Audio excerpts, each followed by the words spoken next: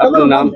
મયુરી કયા વિસ્તારમાં રહ્યો છો? Aryaman ward number 12। શું અત્યારે સર 2 મહિનાથી પાણીની એટલી હદે તકલીફ છે જે ભૂગર્ભના પાણી છે એ થઈ ગયા છે, દારમાં ભળી ગયા છે। એના લીધે બહુ જ પરેશાની થાય છે, વાસ આવે છે, બબલ્સ પડે છે અને અનનેસેસરી પાણી બધું વેડફાય છે, ઉપયોગમાં કોઈ લઈ નથી શકતું। બીમારીનું કારણ છે ને અમુકને તો ઘર ફેરવવાની પણ નોબત આવી ગઈ છે।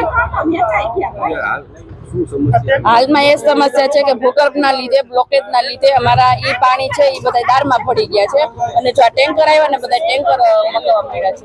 કેટલી વખત રજૂઆતો કરવામાં? રજૂઆત તો ઘણી વાર થાય છે પણ આનો કોઈ ઉકેલ નથી આવતો, સોલ્યુશન જ નથી, આમનામ જ રહે છે। જેટલી વાર કરીએ।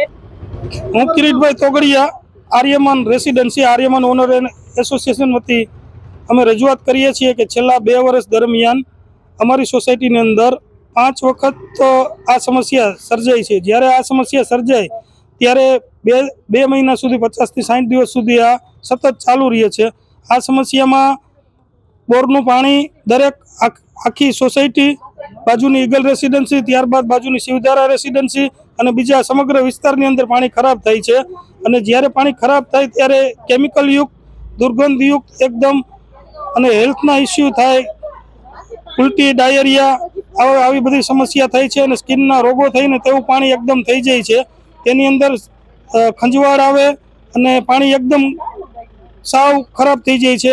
પાણી એકદમ ડોળું અને એકદમ કેમિકલયુક્ત, એકદમ ફીણ થઈ જાય છે પાણીની અંદર, જેથી કરીને આ પાણી વાપરવા માટે અને પીવા માટે ઉપયોગમાં આવતું નથી અને આ સમસ્યા છેલ્લા 2 વર્ષની અંદર 5 થી 6 વખત આવેલ છે અને અમે આની રજૂઆત આરએમસી ડિપાર્ટમેન્ટ, જીપીસીબી વિભાગ બંનેને 2 થી 3 વખત કરેલી છે પણ આનું કોઈ કાયમી નિરાકરણ આવેલ નથી।